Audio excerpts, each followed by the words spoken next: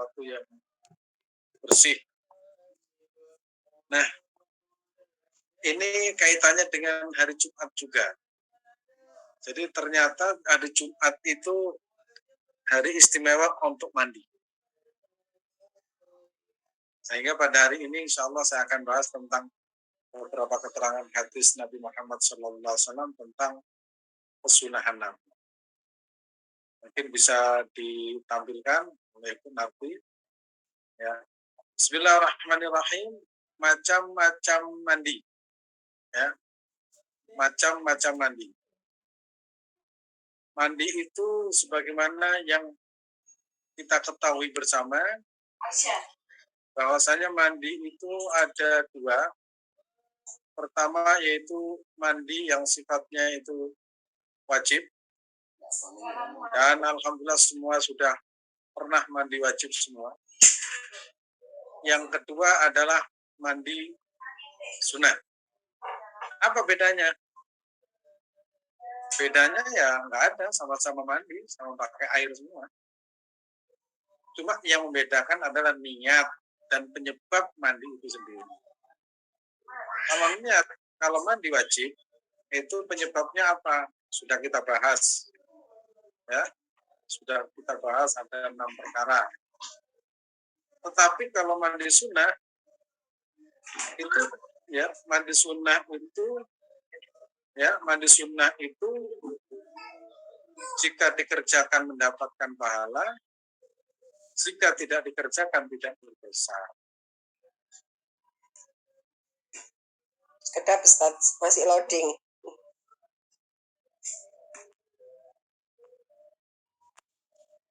Oke.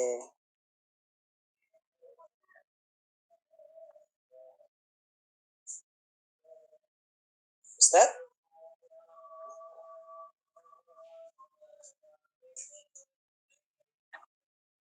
Oke, kita tunggu. Ampun Ustaz. Oke.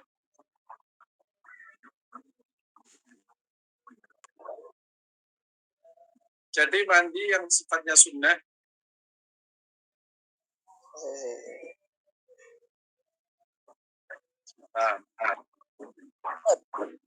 baru keluar.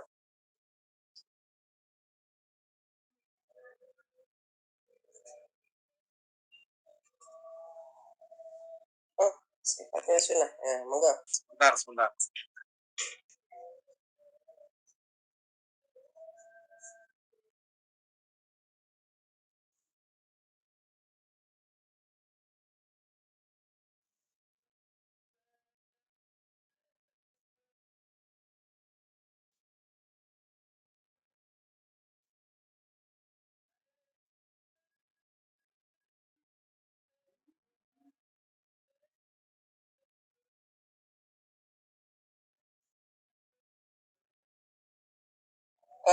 Mbak Cici ada ya, Mbak Cici. Mbak Cici sudah saya WA ke Mbak Cici ya, materinya ya, bisa nanti diberikan.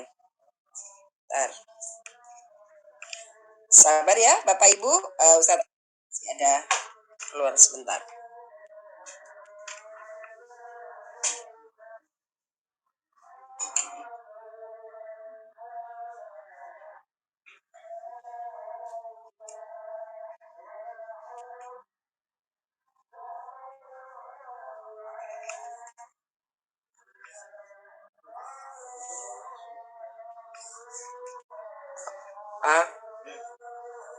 Apa sih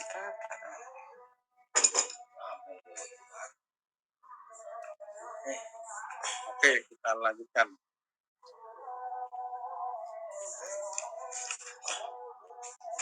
Jadi jenis mandi dalam Islam atau dalam ilmu fikih itu ada dua, satu wajib, satu sunnah. Sunnah itu menurut para ulama fikih yusabu fa'iluhu wa la yu'aqibu tarikuhu. Jika dikerjakan mendapatkan pahala, jika tidak dikerjakan atau ditinggalkan itu tidak berdosa. Oleh karena itu, kalau kita bisa melaksanakan mandi sunnah, diniati karena ikut Nabi, ya, ikut kesunahan Rasulullah, insya Allah kita akan mendapatkan pahala. Jangan sampai kita melaksanakan atau mandi hanya jebur-jebur tapi tidak mendapatkan kesunahan sebagaimana yang telah dicontohkan oleh baginda Rasulullah Shallallahu Alaihi Wasallam. Jadi dua ya, mandi wajib dan mandi sunnah. Nah, kita lanjutkan.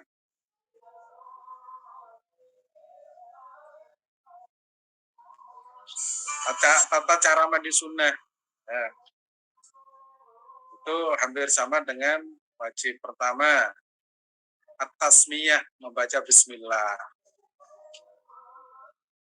Bismillahirrahmanirrahim. Ya. Bismillahirrahmanirrahim.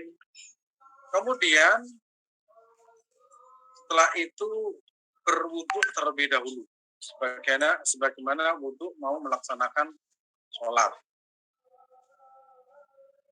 Setelah bersuci, berwudu, ya, baru dilanjutkan meratakan air ke seluruh tubuh. Ya, tinggal kita mandinya di mana. Kalau mandi di sungai, ya baca bismillah, berwudu langsung nyemplung di sungai ya, atau di kolam. Misalkan nginep di hotel, kan. Nginep di hotel rame-rame, mau mandi, baik mandi sunnah atau wajib, begitu wudu, ya begitu baca bismillah wudu langsung lompat, ya, lompat itu sudah mencukupi, maka mandinya menjadi mandi yang sah. Kalau itu mandi wajib itu berarti sudah dikategorikan suci. Kalau itu mandi sunnah berarti kita mendapatkan kesunahan mandi, ya mandi sunnah. Dan itu kalau di kolam jadi tinggal nyemplung saja. Nah, kalau itu tidak di kolam, kamar mandi, ya seperti kita itu pakai shower atau siwur, itu tinggal mendahulukan yang kanan. Karena Nabi itu paling suka namanya tayamun. Dalam semua aspek kehidupan, Nabi itu paling suka namanya tayamun. Bukan tayamum, tayamun. Huruf akhirnya N, tayamun, at-tayamun. Bimakna ayyuqaddimu al-yumna alal misra. Mendahulukan yang kanan atas yang kiri, itu namanya at-tayamun. Kecuali satu tawaf, itu Rasulullah itu memutari di bagian kiri. Berikutnya, tidak memutus aliran air pada badan pada saat meratakannya. Itu mandi ya. Jadi contohnya begini, kalau kita mandi itu bisa misalkan kepala dulu atau tangan dulu itu bisa. Ya, walaupun itu sudah kering nanti tinggal dilanjutkan. Itu namanya tidak memutus aliran air pada badan pada saat meratakannya. Misalkan dilenjat-lenjat tangan, kemudian kaki, mandi kok begini, ini baru. Ya, jadi diratakan keseluruhannya. Nanti kalau memang airnya itu terbatas, bisa bagian kepala dulu kemudian dilanjutkan. Ini kesunahan ya, kesunahan sekali lagi, jika dikerjakan mendapatkan pahala, jika tidak dikerjakan tidak apa-apa, alias tidak berdosa. Terus kita lanjutkan.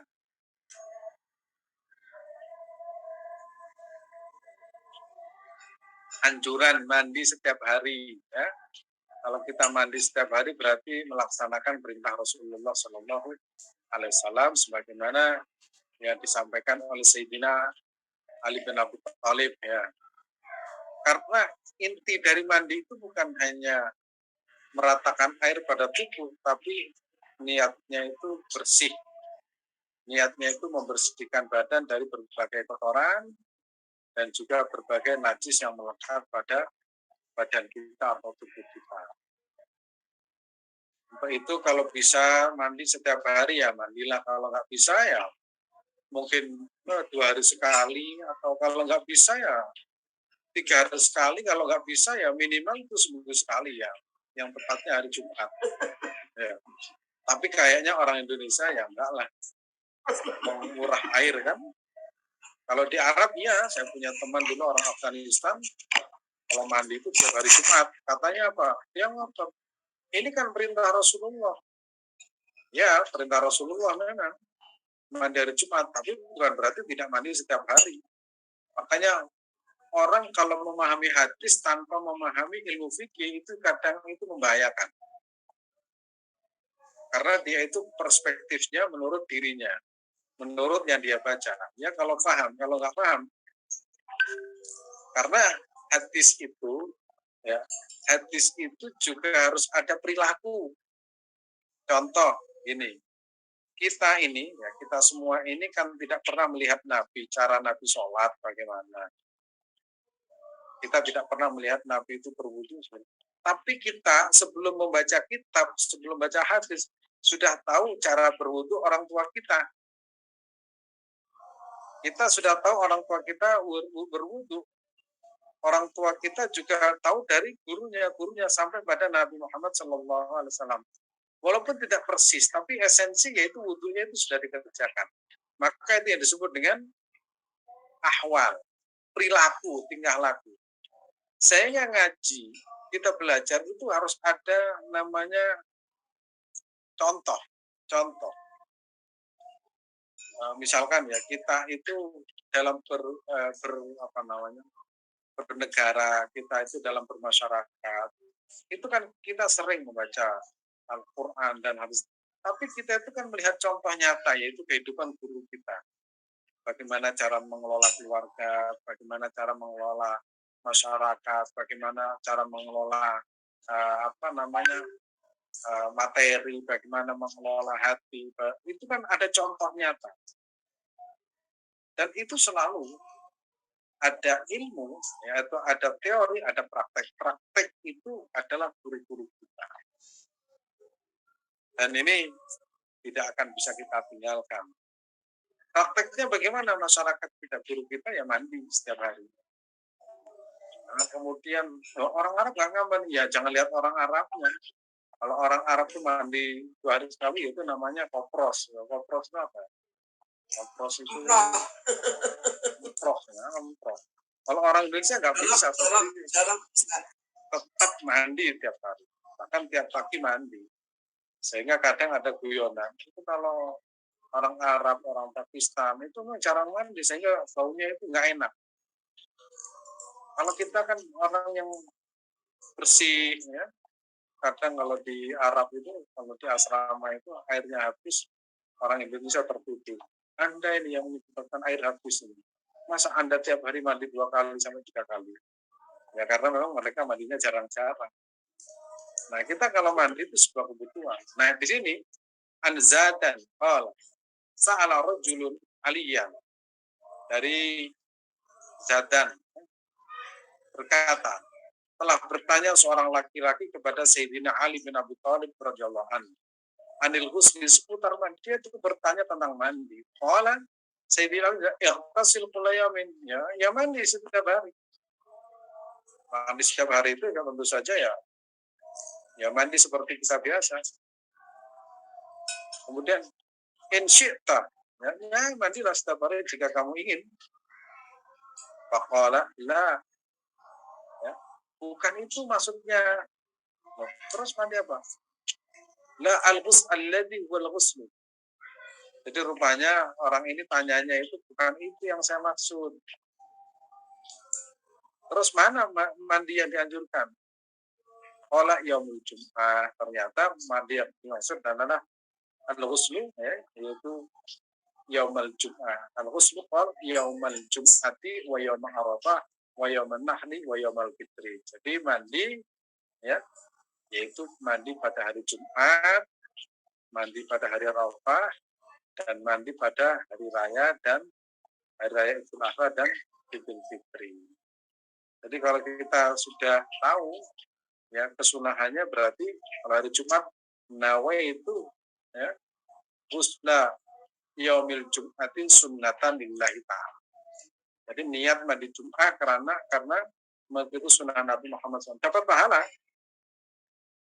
Kalau tiba-tiba kamar mandi langsung jebur, atau langsung berotok itu nggak dapat pahala.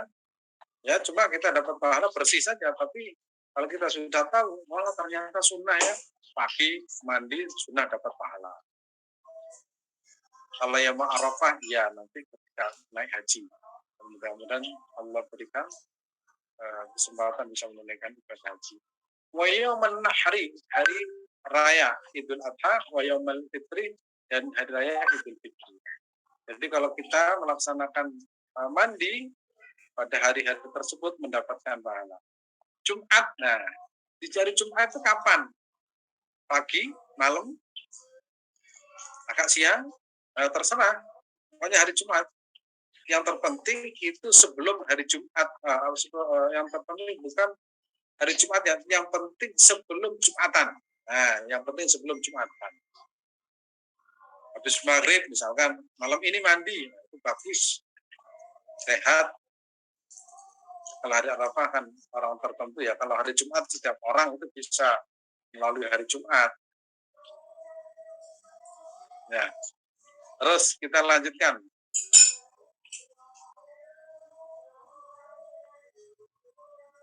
Nah, ini banyaknya macam-macam mandi sunnah ini. Mandi Jumat, ya, mandi 2 hari raya tadi disebutkan. Setelah memandikan jenazah, ya, saya pernah membaca sebuah artikel ini. Ya, dalam tubuh manusia itu ada berbagai jenis bakteri melekat pada kulit. Nah, ketika memandikan jenazah, otomatis bakteri itu bertambah. Sehingga disunahkan mandi, membersihkan dari berbagai kotoran. Kemudian orang habis takziah, ya, ikut memandikan itu disunahkan mandi. Mungkin Bapak Ibu yang pernah memandikan jenazah, jadi sepulang dari memandikan jenazah niat, ya, niat insun atau nawai itu husla, ya, ba'da ghuslil janazati sunnatan lillahi ta'ala. Niat mandi setelah memandikan jenazah sunnah karena Allah Ta'ala. Niatnya itu gitu.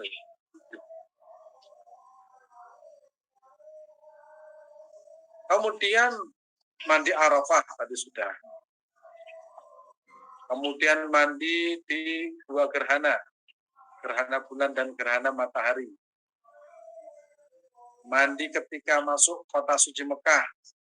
Nabi itu kalau masuk kota suci Mekah, Nabi itu mandi di sumur namanya Bi'ru Tuwa.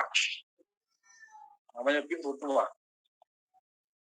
Jadi kesunahannya seperti itu. Wah, saya ingin persis seperti Nabi Muhammad. Kemana ke Bi'ru Tuwa? Oleh karena itu kita memahami sunnah Nabi itu ya nggak bisa letterlek. Kalau ingin persis seperti sunnah Nabi ya di Bi'ru Tuwa. Nah, sumurnya sekarang itu dihilangkan sama pemerintah Arab Saudi. Sumurnya dihilangkan. Nah, tetap kita mandi walaupun tidak di Bi'ru Tuwa. Ya.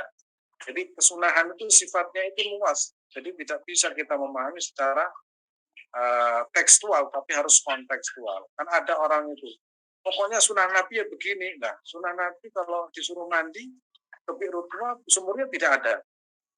Nah, kalau sumurnya tidak ada, berarti menghilangkan sunnah Nabi itu yang membuang sumurnya itu. Jadi nanti rentetannya panjang. Kemudian mandi ihram. Ini sudah kita kerjakan bagi orang yang sudah atau sudah pernah menunaikan haji atau umrah.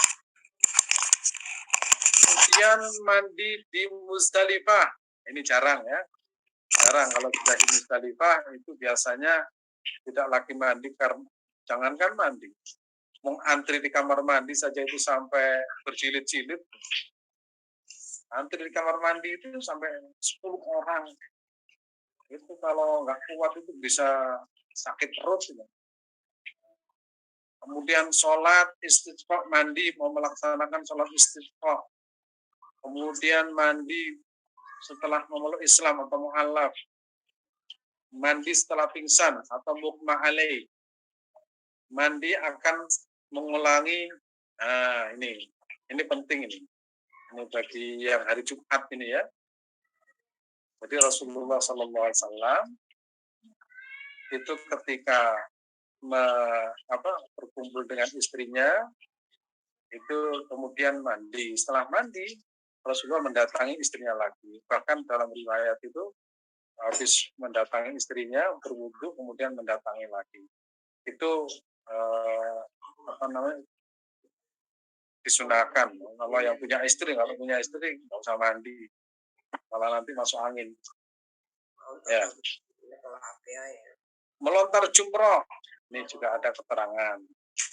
Kemudian masuk kota Madinah. Ini jenis-jenis mandi. Mungkin ada yang pernah, yang jelas hari Jumat ya, itu kita melaksanakan. Kemudian ini yang sudah berkeluarga ini sudah melaksanakan. Yang terpenting dalam hidup kita itu dipenuhi dengan sunnah Nabi Muhammad Shallallahu Alaihi Wasallam. Kok bisa? Iya, karena kita ngerti, tahu. Kalau nggak ngerti ya mandi aja. Mau ngapain? Mandi. Ya mau Jumatan. Tapi kalau sudah ada ilmunya, saya mandi itu karena anjuran Rasulullah SAW. Akhirnya kita mendapatkan pahala.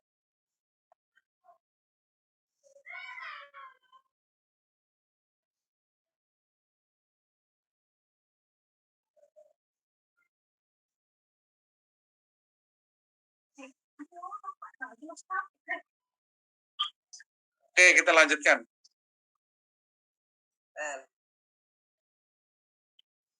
Nah, mandi Jumat ini sampai saya buka salah satu kitab tentang keistimewaan hari Jumat.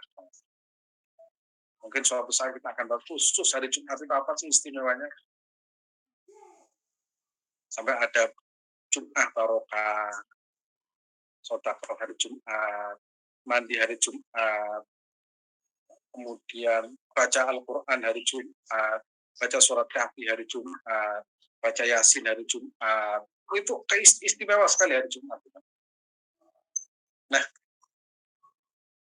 ini ada sebuah hadis, man irtasala, barang siapa irtasala mandi sunnah itu tadi, bukan Tsumma ata al-jum'ata, kemudian berangkat menuju masjid untuk melaksanakan sholat Jumat.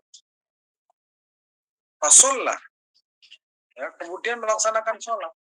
Maqudir lahu tsumma ansota hatta yafruqa min khutbati tsumma yusalli ma'hu ghufir lahuma bainahu wa bainal jum'ati al-ukhra wa fadlu 3 ayyam. Ini istimewa. Barang siapa mandi, ya, mandi tadi itu mandi yang secara utuh, secara sempurna, sunnah-sunnahnya dilaksanakan. Yang 5 kesunahan tadi itu. Setelah mandi, ya, otomatis pakai baju yang paling sip, pakai wangian, berangkat ke masjid, Atta al-Jum'ah, berangkat menuju masjid, jalan kaki atau naik motor. Ya, tapi kalau bisa jangan berangkat sambil rokokan. Kalau bisa ya. Kalau di kampung-kampung itu berangkat Jumatan sambil merokok ini. Ya kurang pas untuk dilihat anak-anak. Tsumma ata al-Jum'at al-Jum'ata fasollah. Kemudian sholat maqdira lahu. Sholat ya sekedarnya. Tsumma ansota. Setelah sholat duduk diem. Diam itu artinya bukan diam. Diam itu ansota itu memperhatikan khatib sedang khutbah. Diperhatikan, nggak tidur lah. Di sini Rasulullah menyebutkan ansota itu diam dan memperhatikan, namanya ansota. Makanya kalau hari Jumat itu biasanya khatib Jumat itu ya ada bilalnya ansitu wasma'u wati'u rahimakumullah. Ansit itu diamlah kalian dan perhatikan, itu namanya ansit. Hatta yafruqa min khutbati, sampai rampung min khutbah dari khutbahnya, sampai selesai khutbah. Nah, khutbah itu nggak boleh panjang-panjang. Ada teman khutbah panjang, kemudian ada yang menulis artikel, ini khutbah apa film India itu yang khotbah itu tersinggung. Karena memang khutbah Nabi itu tidak ada yang panjang. Jadi caranya kalau khutbahnya agak panjang berarti bacanya pendek, bacaan imamnya. Atau sebaliknya, kalau bacaannya itu pendek, khutbahnya agak panjang. Berarti sekitar 25 menit sudah selesai semua. Karena ada ayat Allah Subhanahu wa taala yang menjelaskan wa idza qudiyatis shalatu fantashiru fil ardi wabtaghu min fadlillah. Wa idza qudiyatis shalatu, ketika telah dilaksanakan sholat, fantashiru fil ardi, segera melaksanakan sholat Jumat terus pergi menyebar untuk mencari rezeki. Jadi sholat Jumat itu nggak boleh lama-lama. Nah, itu ditinggal tidur itu sama jamaahnya. Nah, kalau sudah mendengarkan sampai kemudian ikut sholat bersama imam, ghufiro, maka telah diampuni bagi orang tersebut mabainahu wa bainal Jumat, antara satu Jumat satu dengan Jumat yang lain itu menjadi pelupur dosa. Maka beruntung ya orang yang bisa melaksanakan sholat Jumat. Loh, terus istrinya gimana? Mempersiapkan bajunya, mempersiapkan ini, insya Allah dapat pahala dan mendapatkan ampunan dari Allah Subhanahu wa taala. Terus kita lanjutkan.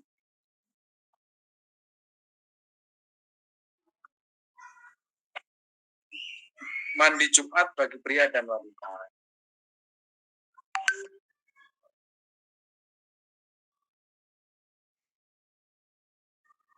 Ada ulama yang mengatakan ya, ini bagi wanita itu bersifat anjuran bukan sunnah. Kalau bahasa Jawa itu kalau lodang ya, karena memang tidak wajib. Yang wajib itu bagi seorang laki-laki. Ani bin Umar an Rasulillah sallallahu alaihi wasallam, man ata al jum'ata minar rijali wan nisa'i falyaqtasil. Barang siapa ya, mau melaksanakan atau datang ke masjid untuk melaksanakan Jumat minar rijali wan nisa'i, dan laki perempuan, falyaqtasil, maka hendaklah dia itu mandi terlebih dahulu.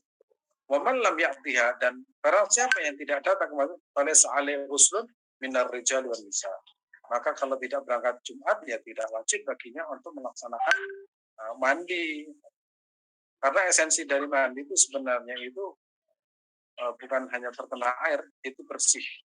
Sehingga kalau bersih itu tidak mengganggu sampingnya. Sampai ada beberapa anjuran agar supaya kita tidak diperkenankan menggunakan makan bawang ya, basol, karena pasti kalau kita takbiratul ihram Allahu Akbar itu kan ada bau yang menyengat. Apalagi kalau takbirnya itu tinggi dianggap Allahu Akbar.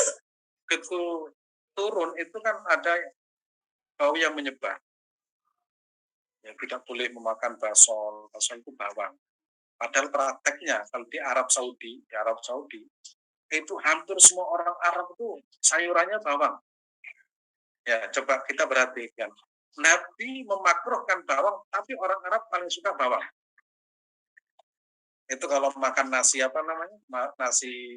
nasi Bukhari, itu sayurannya bukan apa-apa, sayurnya itu bawang. Bawang bombay. Nabi memakruhkan itu. Tapi praktek di lapangan itu orang Arab, Pakistan ya paling suka. Contoh lagi. Nabi menganjurkan mandi. Tapi prakteknya orang Arab dan sekitarnya itu jarang mandi. Nah, ini fakta. Kemudian ada lagi yang menarik. Orang Arab itu kadang tidurnya malam, sampai jam 2, jam 3 itu baru tidur. Mereka itu membuat siang itu untuk tidur, malam itu untuk begadang. Perintah Al-Quran itu kalau malam itu disuruh istirahat, kalau malam itu siang itu ma'asya, untuk mencari nafkah. Tapi kalau di Arab, apalagi bulan Ramadan, itu malam mulai habis maghrib sampai menjelang subuh itu tidur. Begitu subuh itu semua tertidur. Jadi terbalik hidup di sana ini. Jadi kalau sudah terbiasa di sana itu ya nggak kaget. jam 2 makan malam. Makan malam itu jam 2, jam 3 makan malam. Wah, kalau kita sudah tidur nyenyak, itu kan ada di Al-Quran di surat apa? Amma yatasa'alun anin naba'il azim alladhi hum fihi mukhtalifun kalla saya'lamun thumma kalla saya'lamun alam naj'alil arda mihada wal jibala awtada wa khalaqnakum azwaja wa ja'alna nawmakum subata wa ja'alna al-laila libasa wa ja'alna an-nahara ma'asa wa ja'alna al-laila libasa. Allah peruntukkan malam itu untuk libas, untuk beristirahat. Terbalik di Arab. Itu tadi seperti bawang. Ya. Bawang itu dimakruhkan ya, kalau kita mau masuk masjid. Prakteknya orang habis makan, orang Pakistan, orang India itu makan bawang. Dan alhamdulillah orang Indonesia nggak suka bawang. Berarti sudah ikut sunnah Nabi Muhammad SAW. Nah, ini bagi yang masih muda. Ya. An Abi Hurairah radhiyallahu anhu anna Rasulullah sallallahu alaihi wasallam man ightasala, man barang siapa ightasala, ini mandi sunnah ini ya, mandi sunnah, kemudian mandi wajib juga masuk dalam kabar ini. Man ightasala, barang siapa mandi yaumal jum'ati, hari Jumat, baru ditegaskan mandi apa ini? Ghusl jinabah, mandi jinabah. Tumaroha, kemudian santai, istirahat. Kalau prakteknya itu misalkan habis berkumpul dengan pasangannya, kemudian istirahat santai-santai, mungkin minum kopi, leyeh-leyeh, itu ya. Tumaroha, kemudian itu ada jaraknya. Kalau tidak ada jarak berarti waroha, menggunakan wawu, tapi menggunakan summa. Summa itu ada durasi antara satu pekerjaan dengan pekerjaan lain itu kalau menggunakan summa pas. Kalau menggunakan wawu itu berarti tidak ada jeda. Misalkan Ja'a Muhammad wa Umar. Muhammad datang kemudian Umar. Wawu itu kemudian itu langsung berarti. Muhammad datang dan Umar datang. Tapi kalau menggunakan summa, Ja'a Muhammad summa Umar. Kemudian Ja'a, telah datang siapa? Muhammad summa Umar. Kemudian summa, kemudian berarti jaraknya mungkin 1 jam kemudian, 2 jam atau 3 jam itu menggunakan summa. Maka hadis ini menggunakan summa. Man iktasala, barang siapa mandi yaumal jum'ati, pada hari Jumat. Ghuslal jinabati, mandi jinabat. Berarti mungkin ya prakteknya itu malam hari atau kemudian istirahat santai-santai, minum kopi, sarapan, minum kopi dan sebagainya, istirahat. Kemudian setelah istirahat dilanjutkan berangkat ke masjid. Ya, berangkat ke masjid untuk menunaikan sholat Jumat. Nah, di sini berangkat menuju masjid, maka dia seolah-olah berkorban dengan seekor onta. Waman roha fis sa'ati tsaniyah. Kemudian satunya istirahat agak panjang sehingga datang ke masjid agak telat. Itu diibaratkan apa? Diibaratkan ya, barang siapa datang pada kesempatan waktu kedua, maka dia seolah-olah berkorban dengan seekor sapi. Maka annama baqaratin wa man raha fis sa'ati tsalitsah. Kemudian berikutnya kalau kita gambarkan gini. Kalau datang jam 10 itu dapat onta, kemudian jam setengah 11 itu dapat sapi, kemudian jam 11 dapat apa ini? Ini yang ketiga. Maka dia seolah-olah mendapat seekor kambing yang bertanduk. Barang siapa yang datang pada kesempatan waktu keempat, maka dia seolah-olah berkorban dengan seekor ayam. Ini datang kemudian sudah di masjid itu sudah adzan. Salatu wassalamu alaihi. Kemudian langsung Allahu Akbar, Allahu Akbar. Dan kita datang, itu dibaratkan dapat ayam, dapat ayam. Dan barang siapa yang datang pada kesempatan waktu kelima, maka dia sholat bertobat dengan seekor telur. Sampai di masjid itu sudah khutbah kedua, atau tiba-tiba imam itu langsung ngomong Allahu Akbar, Allahu Akbar, itu dibaratkan, tapi lumayan lah mau Jumatan ya.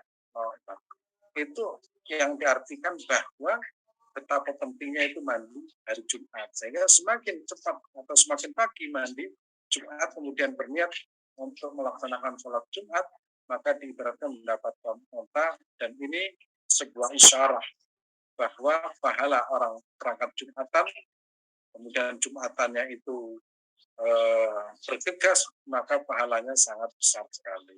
Dan ini yang terakhir, dan apabila imam sudah keluar untuk memberi khutbah, maka para malaikat hadir mendengarkan zikir khutbah tersebut.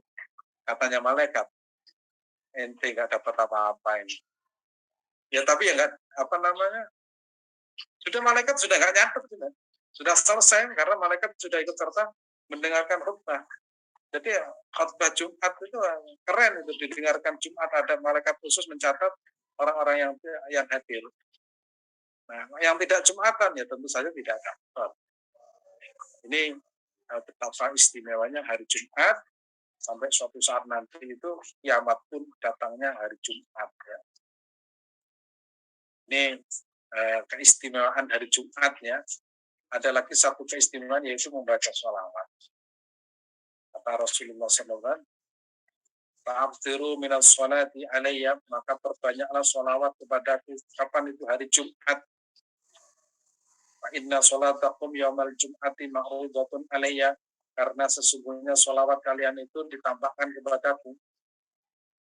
Kemudian para sahabat bertanya, para sahabat bertanya, wa kaifa tu'radu sholatuna alaika wa qad alimta, ya Rasulullah, bagaimana sholawat kami ditambahkan kepada engkau, wa qad alimta, dan engkau telah wafat ya Rasulullah, ai balita ba'dal maut.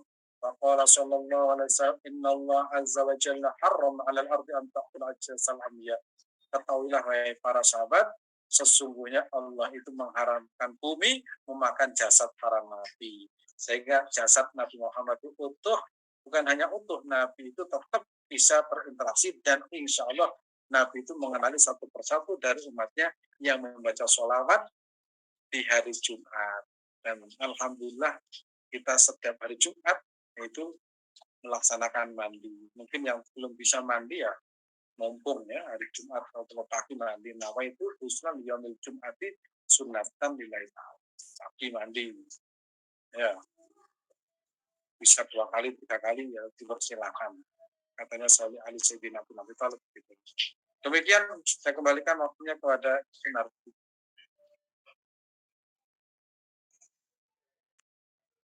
Baik Ustaz, alhamdulillahirrabbilalamin. Baik, Bapak Ibu langsung saja, karena apa namanya, waktunya tadi memulainya juga agak malam, jadi langsung saja saya akan bacakan. Ada pertanyaan yang sudah dijelaskan oleh Ustadz tadi. Apakah ada pertanyaan dari Bapak Ibu? Saya akan bacakan dulu terlebih dahulu di kolom chat, ya. Oke, ini dari Bapak Sofyan Budi. Untuk niat mandi, adab yang baik itu dibaca sebelum masuk kamar mandi atau ketika sudah di dalam kamar mandi, Ustadz?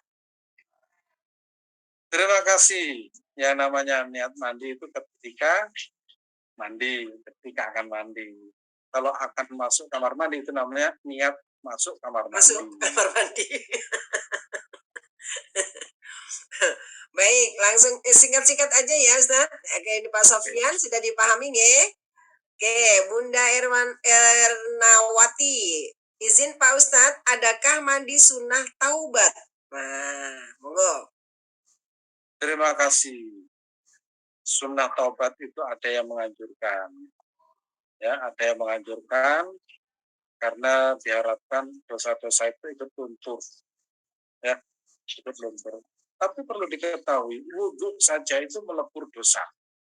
Ya, wudhu kecil. Apa dosa-dosa kecil dengan wudhu itu dosa, kemarin kita sudah membicarakan, apalagi mandi, ya, apalagi mandi. Tapi yang dianjurkan, yang ada hadisnya jelas itu adalah wudhunya.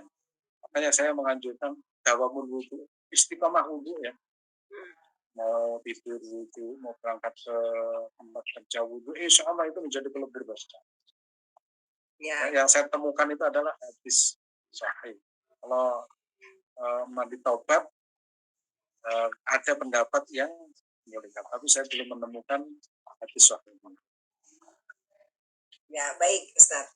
Ustadz izin saya bertanya nih Ustadz. Jadi kalau kita mandi besar, ya kan kita sebelum apa namanya, kan kita wudhu dulu nih. Kemudian setelah itu membasuh seluruh badan itu, apakah disunahkan?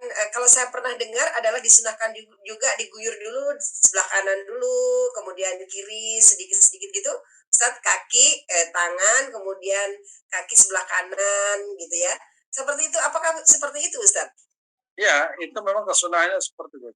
Tangan, jari jemari, ini apa namanya, sela-sela tangan, kaki, kemudian bagian-bagian yang kira-kira ada yang tidak bersih itu dibersihkan dulu. Baru kemudian sudah dipastikan bersih dan suci, baru mulai. Ya. Mulai nyemplung air. Diguyur ya, diguyur semuanya. Ya baik Ustadz, terima kasih Ustadz karena memang ini sangat apa namanya belum tidak semua juga memahami gitu ya. Kalau kita mandi besar gitu ya, kadang-kadang dulu saya juga belum paham akan mandi besar itu. Saya pikir hanya sekedar langsung niat kemudian langsung diguyur kanan dan kiri sudah, ternyata harus wudhu dulu. Ya gitu. itu sudah sah, sudah bagus lah. Ya. Ngertinya sudah tua, sudah jarang mandi. Jarang mandi, betul Ustaz. Maksudnya mandi besar. Oke Ustaz, ini ada pertanyaan lagi ya. Ini juga ada agak lucu-lucu ya pertanyaannya. Ini juga ini dari izin ya.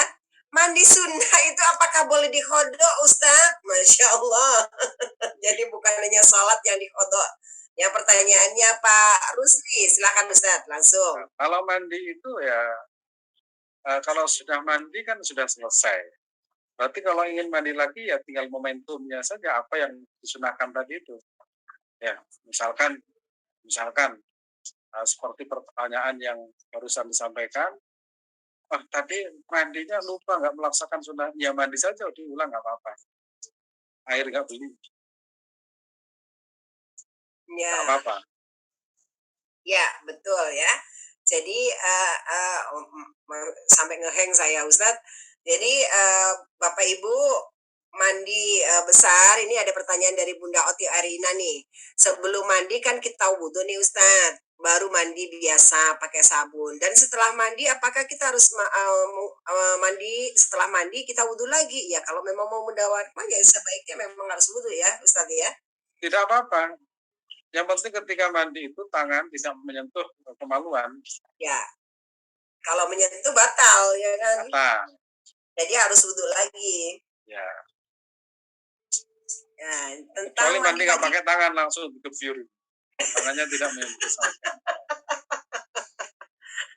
Yang ada mau pakai sabun, mau gimana caranya Ustaz? Nggak nyentuh, pasti nyentuh lah. Jadi saya jelaskan di sini. Jadi mandi dulu wudhunya itu karena apa? Karena itu sudah pasti tangan itu menyentuh kemaluan, sehingga yang menjadikan batal itu ya karena menyentuhnya tadi. Menyentuh. Seandainya tangan tidak bisa menyentuh sama sekali air, atau misalkan air hujan ya nggak apa-apa. Keluar hujan-hujanan, mandi sekaligus wudhu, mandi itu sudah dipastikan bersih, suci. Ya. Tapi ya, di kamar mandi sudah. Tapi apa ya pena gitu ya Ustadz ya, kalau kita mandi nggak nyentuh gitu ya. Nah, makanya itu kan persoalan fikih yang kadang itu memang sehari-hari terjadi. Oke, sekarang dari Bunda Hasnawati tentang mandi wajib. Bolehkah air untuk mandi wajib dicampur dengan air panas karena keadaan cuaca sangat dingin Ustadz? Monggo. Boleh, tapi makruh. Oh ya. Apalagi nih? Sah. Apakah diwajibkan mandi wajib yang disebabkan dari mimpi bercumbu dengan suami istri, tetapi tidak keluar mani, Ustaz? bermimpi tidak keluar mandi tidak wajib mandi. Atau sebaliknya, tidak mimpi keluar itu wajib mandi. Ya. Ya. Ya, bermimpi tidak keluar itu tidak wajib mandi. Ya. Kemudian tidak bermimpi, ya tiba-tiba itu keluar itu wajib mandi. Kan bisa logikanya bisa dibalik. Ya, ya. Oke. Terakhir nih pertanyaan terakhir, mandi Jumat untuk ikhwan sajakah Ustadz atau akhwat juga boleh? Tadi saya sampaikan minan nisa ya, dijelasin tadi ya Bunda Tina ya. Jadi cuma kewajiban itu biasanya laki-laki yang memang mau melaksanakan sholat Jumat. Baik, ini saya kasih kesempatan masih izin ya sebentar. Saya kasih kesempatan pertanyaan, boleh raise hand dulu. 2 pertanyaan. Itu ya Ustadz, boleh ya? Silakan. Silakan raise hand, siapa yang mau bertanya, saya akan berikan kesempatan untuk membuka. Silakan. Apa? Ada yang bertanya? Oh, nggak ada. Ternyata, waduh, Masya Allah, udah pinter-pinter semua, Ustadz. Masya Allah. Kan, itu mau segera mandi. Malam Jumat, sunnah kan katanya Ustadz tadi. Assalamualaikum. Waalaikumsalam warahmatullah. Ya, Bu. Ini, misalnya hari Jumat kita mandi sunat. Kemudian boleh nggak setelah misalnya guyur air pertama kita niat mandi sunat Jumat. Kemudian guyur air kedua mandi sunat taubat. Jadi dalam sekali mandi itu ada 2 sunat yang kita laksanakan. Terima kasih. Dua niat. Terima kasih. Jadi ya niat itu memang penting. Innamal a'malu binniyat. Kalau hari Jumat berarti momentumnya memang hari Jumat. Ya, momentumnya hari Jumat. Apakah boleh kalau taubat itu setiap saat dan setiap waktu? Ya, innallaha yuhibbut tawwabina wa yuhibbul mutatahhirin. Ya. Karena untuk melebur dosa itu sebenarnya tidak harus bertobat dan tidak harus beristighfar. Kita belajar itu melebur dosa. Innal hasanat yudhibna as-sayyi'at. Ya, sesungguhnya kebaikan itu bisa melebur dosa-dosa. Makanya para ulama itu kan jarang beristighfar karena tiap harinya melebur dosa.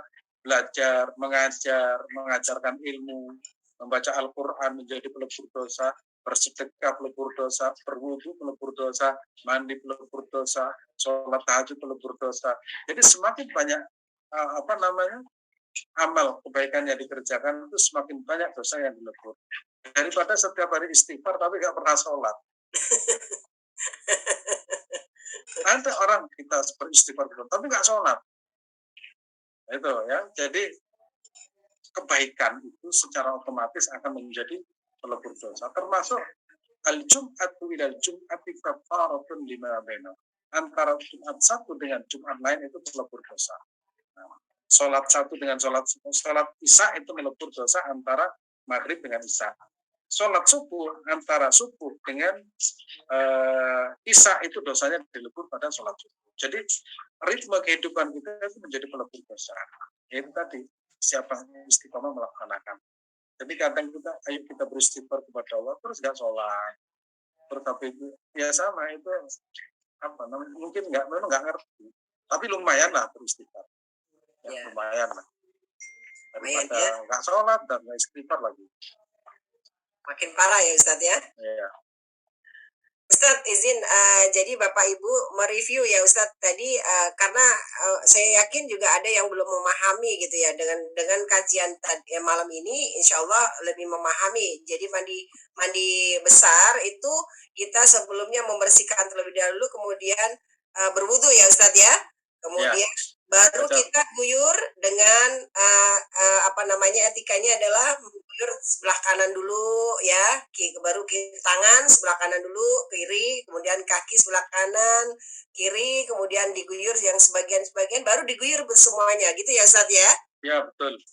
Setelah selesai itu baru nanti setelah mandi baru kita berwudu lagi, itu akan lebih baik ya. Berwudu untuk melaksanakan sholat. Melaksanakan sholat, atau kita barangkali kita mendawamkan wudunya gitu ya Ustadz ya. Ya, pokoknya bisa diusahakan setiap ke kamar mandi keluar itu punya wudu, usahakan. Pokoknya diusahakan biar kita punya wajah yang glowing di hadapan Tuhan Yang Maha Kuasa. Masya Allah. Baik, Ustadz, ini di luar ini tema mengenai mandi, Ustadz. Dari saya sendiri bertanya, untuk sholat tahajud nih, Ustadz. Sholat tahajud itu kadang-kadang saking asiknya zikir, kita itu lupa berdoa, kemudian ternyata sudah subuh, Ustadz. Itu gimana, Ustadz? Bagus itu. Asik itu namanya sudah asik dengan Tuhannya. Tahu kalau zikirnya ngantuk ya nggak tahu. Makanya karena sebagian besar itu ketika zikir itu kan ngantuk gitu, sehingga tertidur. Ya. Sehingga kalau bawa tasbih itu tasbihnya yang jatuh. Jatuh, betul. Nah itu beda. Orang yang sudah asik zikir dengan Tuhan Yang Maha Kuasa, kadang lupa waktu, lupa tempat, dan lupa dengan siapa ada sekitarnya. Itu betul-betul wali memang seperti itu. Padahal kita itu pinginnya ada doa yang kita sampaikan gitu loh Ustaz. Jadi kadang-kadang kita itu berzikir, mendawamkan apa yang sudah diajarkan para guru kita gitu ya. Kemudian udah belum sampai berdoa udah keburu ini Ustaz, keburu sholat subuh gitu. Tapi kita belum sempat berdoa akhirnya gitu gimana Ustaz? Karena memang zikir itu jauh lebih utama daripada berdoa. Karena orang berdoa itu fokusnya pada permintaan, sementara orang zikir itu fokusnya pada merayu Allah Subhanahu wa Ta'ala.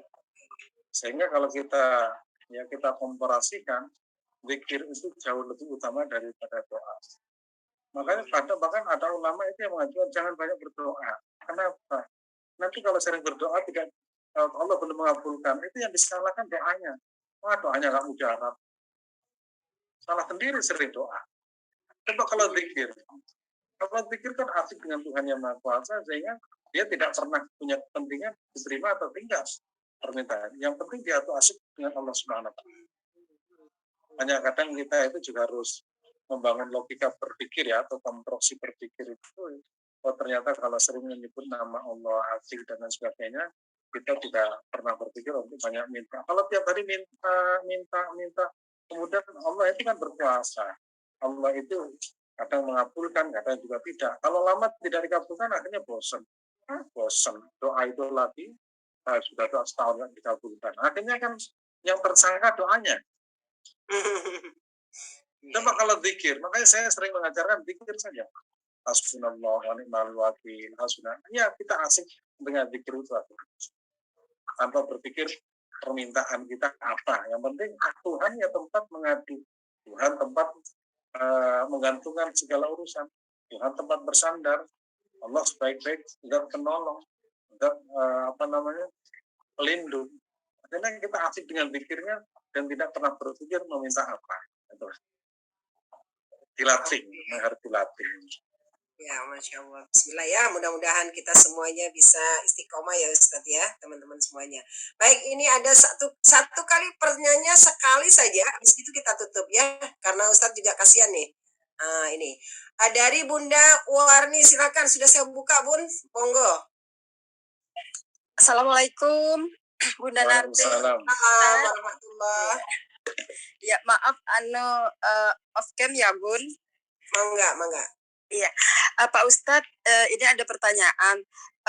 Apakah boleh kalau kita mau melakukan mandi wajib, tetapi merasa tubuh kita ini agak kurang enak gitu. Nah, terus cuacanya itu dingin. Apakah boleh kita mendahulukan kepala dulu, terus badannya agak nanti gitu? Gimana itu Ustadz? Ya boleh, itu nyicil mandi itu boleh nyicil. Oh, boleh nyicil gitu ya Ustaz. Tapi terus bisa disyaratkan itu kepala dulu. Bagian kepala. Nanti setelah misalkan habis subuh, ya misalkan itu bagian dari kepala ke bawah. Atau nyicil 3/4-nya, bukan hanya motor yang dicicil, mandi juga bisa. Mandi juga boleh ya Pak Ustadz? Boleh. Itu bedanya dengan wudhu. Kalau wudhu itu harus apa namanya? Harus terus-menerus, misalkan kita membasuh muka Sampai kita selesai. muka kita itu selama masih basah kemudian air habis, kita pindahkan tempat yang lain, boleh melanjutkan tangan. Tapi kalau wajah itu sudah kering, maka kita mulai lagi.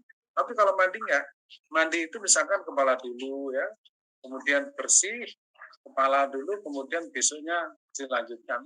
Ini kan nggak kelihatan. Ini mandi Intervalnya nggak sampai terus. besok ya Ustadz. Ustadz satu lagi ya Ustadz. Ya, silakan. Sedikit lagi. Terus apakah kalau kita mandi wajib itu seperti kita melaksanakan umroh atau haji kan mau mandi itu kan nggak boleh pakai wangi-wangian ya Ustadz. Apakah kita sebentar sehari-hari ini apakah boleh kita memakai sabun, sampo seperti itu?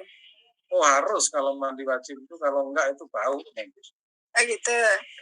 Karena malah disunahkan memakai yang wangi, yang segar. Kalau kita melakukan ibadah umroh itu Ustadz, itu mandinya? Kalau mandinya tetap pakai wangian. Yang nggak boleh itu ketika sudah niat, itu baru tidak boleh. Nah, kalau di rumah harus wangi. Ya kalau di rumah mandi harus wangi, biar suaminya itu betah di rumah. Pak Ustadz, di luar dari itu sedikit lagi Pak Ustadz. Di luar dari itu. Semuanya, yang lainnya nggak dikasih. Sedikit aja Bun, sedikit Bun. Begini Pak Ustadz, apakah boleh kita melaksanakan sholat sebagai perempuan kita menggunakan kaos kaki? Ini saya baru mendengar dilarang gitu Ustadz. Terus gimana itu Ustadz? Menggunakan kaos kaki kan tidak dilarang. Ya, makanya ini mengganjal sekali Ustadz. Tidak dilarang. Nah kalau dilarang nanti itu berapa juta orang yang menggunakan kaos kaki ketika ihram, terus hanya dengan alasan tidak sah. Berapa banyak yang kita nggak disahkan sholatnya gara-gara pakai kaos kaki. Nah, yang seperti ini. Jadi tidak dilarang ya Ustadz? Tidak. Karena saya juga habis mendengar ceramah itu Ustadz kayak mengganjal gitu, saya tunggu-tunggu bisa komunikasi dengan Ustadz gitu. Oke, baik. Terima kasih Pak Ustadz, terima kasih Bunda. Baik. Salam. Langsung ke mute ya, sorry. Oke, yang lainnya boleh? Masih ada pertanyaan? Karena tadi malam kita tadi mengawalinya lebih malam ya, jadi nggak apa-apa Ustadz, ini semakin malam semakin seru. Ini Ustadz pertanyaannya. Saya baru diinformasikan dengan Hasan jam berapa? Jam 8 namanya. Oh, 7:30. Saya sudah buka. Saya sudah buka dari jam ini habis sholat isya langsung saya buka Ustadz. Oke, silakan, ada yang bertanya? Oh, sudah pintar semua. Ya Allah, alhamdulillah. Sudah nggak ada yang tanya. Ada itu berarti Pak Ustadz kalau mau sholat tahajud itu Bu Imas. Yang mana nih? Oh, Bu Imas, sholat tahajud tidak mandi dulu boleh? Silakan Ustadz. Boleh. Yang penting bukan, kalau tahajud yang penting bukan mandinya, tahajudnya. Mau tahajud sudah senang. Itu Rasulullah. Ya, tapi kalau sudah mandi besar ya harus mandi dulu, baru sholat. Juga begini ya, kalau bisa, tapi tidak wajib. Kalau mau tahajud itu, habis tidur itu kalau bisa tuh ganti baju, ya baju yang biasa dipakai itu ganti yang bersih lah. Nah, bahasa Jawanya itu masa menghadap Allah itu rembes ya. Rembes itu apa ya? Ya, kita harus bersih, wangi, ya pakai, ya gitulah. Mau sholat pakai wangian, biar ada bedanya antara di dapur, di sumur, dan juga di tempat kasur menghadap Allah Subhanahu wa Ta'ala. Masya Allah. Gitu ya, Bunda Imas ya, sudah terjawab ya. Baik. Ada lagi yang mau bertanya? Silakan. Ini Ustadz langsung di dapur nih karena kemalaman joinnya. Jadi udah biarin aja.